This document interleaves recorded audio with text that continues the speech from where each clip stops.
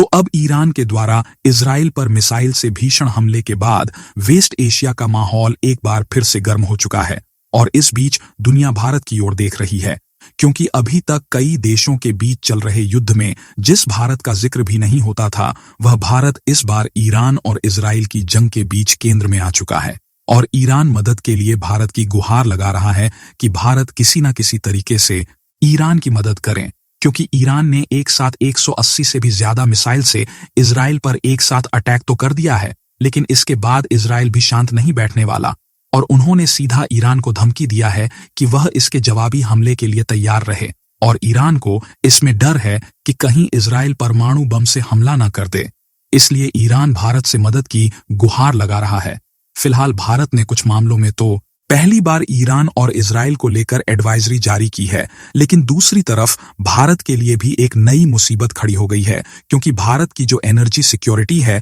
वह पूरी तरीके से खतरे में आ चुकी है और तो और मिडिल ईस्ट में तनाव पैदा होने के कारण व्यापारिक रिश्ते में भारतीय कार्यबल के लिए बहुत बड़ा खतरा पैदा हो गया है। यहां तक कि मिडिल ईस्ट में जो भारत का फ्री ट्रेड एग्रीमेंट है उस पर भी नई ऑफर टूट पड़ी है, जिससे भारत जल्द ही कोई ना कोई कदम उठाने पर मजबूर हो सकता है। इस वीडियो में विस्तार से समझेंगे कि ईरान और इजराइल के बीच नए युद्ध के मोड़ पर भारत किस तरीके से अटक रहा है और साथ ही यह भी आपको बताने वाले हैं कि भारत पर कौन सी नई मुसीबत टूट पड़ी है और इससे भारत किस तरीके से निपटे। दोस्तों,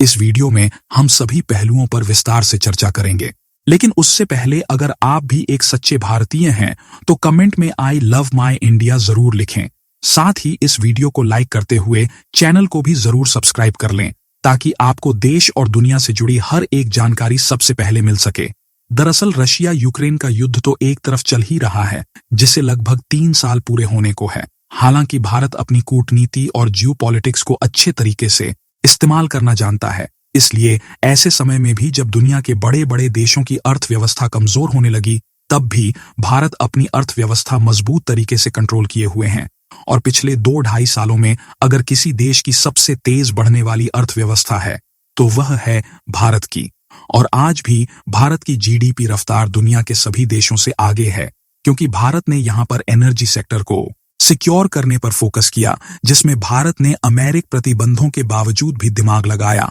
और डॉलर की बजाय सीधे रुपए में पेमेंट करके रूस से सस्ते प्राइस में तेल खरीदना शुरू कर दिया। और जब भारत को सस्ते दामों में कच्चा तेल मिलने लगा तो हमने उसे रिफाइन करके डीजल और पेट्रोल जैसे उपयोगी फ्यूल में कन्वर्ट किया। यानी कि एक तरीके से हमने डीजल और पेट्रोल जैसे फ्यूल को वैश्विक व्यापार से सस्ता बना लिया और इसी के कारण ट्रांसपोर्टेशन लागत कम हो गई, जिससे हमारे व्यापार में कोई भी दिक्कत नहीं आई और हमने अपने सामानों को इंपोर्ट और एक्सपोर्ट आसानी से किया। यानी कि भारत का व्यापार डिस्टर्ब नहीं हुआ, जिससे रशिया यूक्रेन के युद्ध का तो भारत की इकोनॉमी पर कोई भी खास फर्क नहीं पड़ा। लेकिन अब ईरान और इजराइल के बीच भीषण युद्ध के कारण भारत की अर्थव्यवस्था के लिए भी नया मोड़ खड़ा हो चुका है। दरअसल पिछले साल अक्टूबर महीने में इजराइल और फिलिस्तीन के बीच शुरू हुई जंग में सबसे पहले लेबनान शामिल हुआ। उसके बाद ईरान का जो इस्लामी संगठन हिजबुल्लाह है वह भी इजराइल के ऊपर टूट पड़ा। हिजबुल्लाह में जो लड़के हैं वह ईरान के ही लोग हैं, लेकिन इसका जो मुख्यालय है वह लेबनान में है और लेबनान से हिजबुल्लाह और इजराइल के बीच जंग चल रही थी। लेकिन पिछले दिनों जिस तरीके से इजराइल ने पेजर अटैक और वॉकी टॉकी अटैक में एक साथ हिजबुल्लाह के लोगों को खुफिया तरीके से एक साथ उड़ाया, उसमें हिजबुल्लाह के जो चीफ थे उनकी भी मौत हो गई और साथ ही इसमें इजराइल ने हैकिंग ट्रिक्स का इस्तेमाल करके एक साथ पेजर और कुछ दिन बाद वॉकी टॉकी को ब्लास्ट किया, जिससे ये डिवाइस पोर्ट और अब तो आपने हिजबुल्लाह के चीफ को भी खो दिया है। तो क्या अभी भी शांत बैठे रहोगे? यानी कि इजराइल ने जब इस तरीके से ईरान पर कयास लगाए तो इसके बाद ईरान फुल पावर में आ गया और पिछले दिन 2 अक्टूबर को अचानक 180 से भी ज्यादा बैलिस्टिक मिसाइल से इजराइल पर एक साथ अटैक कर दिया। इसे समझने के लिए सबसे पहले आप इस मैप पर नजर डालिए। यह है हमारा भारत और समुद्री रास्ते उत्तरी पश्चिमी दिशा में मैप पर यहाँ मौजूद है ईरान। उसके बाद आप इस दूसरे वाले मैप पर नजर डाल, ये जो राइट साइड में रेड कलर वाला पार्ट दिख रहा है ये है ईरान और लेफ्ट साइड में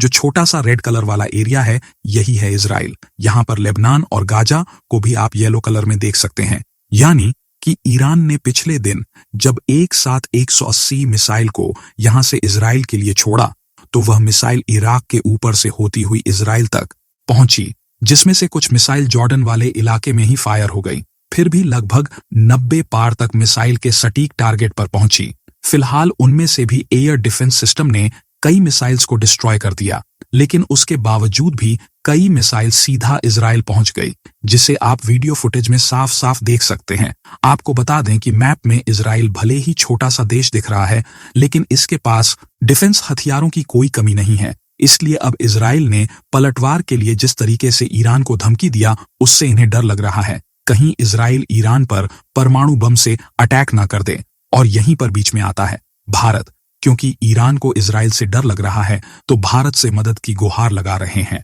यानी कि भारत ही एक ऐसा देश है जो कि दोनों देशों के बीच युद्ध शांति की बात कर सकता है। लेकिन ये उतना भी आसान नहीं है। हालांकि अभी तो भारत ने इंडियन लोगों के बचाव के लिए एडवाइजरी जारी किया है और भारत आगे चलकर कोई बड़ा कदम उठा सकता है। लेकिन यहाँ पर इन दोनों देशों में मचे युद्ध के कारण भारत की इकोनॉमी पर एक नया मोड़ खड़ा हो चुका है। सबसे पहली बात तो ये है कि ईरान, जो कि विश्व में कच्चे तेल का एक बहुत बड़ा सप्लायर है, इनके द्वारा एनर्जी की सप्लाई डिस्टर्ब हो चुकी है और क्रूड के दाम तेजी के साथ बढ़ना शुरू हो चुके हैं, जिसका इनडायरेक्टली इफेक्ट भारत पर भी देखने को मिल सकता है। और हमारे लिए दूसरी सबसे बड़ी बात यह है कि भारत का जो व्यापार है वह यूरोप से लेकर सभी मिडिल ईस्ट देशों में होता है। यानी कि इन देशों में हम अपने सामान को इंपोर्ट और एक्सपोर्ट करते हैं, जिनमें से ज्यादातर समुद्री रास्ते, शिपिंग, ट्रांसपोर्टेशन का उपयोग किया जाता है। लेकिन अब इस तनाव के कारण विद्रोहियों के द्वारा जहाजों पर अटैक होने का खतरा बढ़ गया है।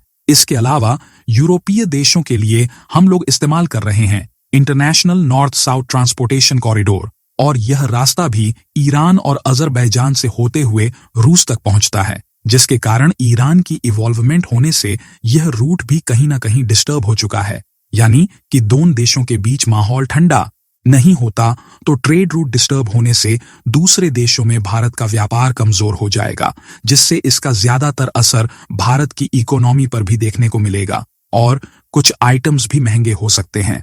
फिलहाल आपको क्या लगता है कि भारत को यहां पर इन दोनों देशों को टेबल पर बैठकर शांति की बात करनी चाहिए या फिर नहीं? अपनी कीमती राय कमेंट में जरूर बताएं और कमेंट में आई लव माय इंडिया लिखते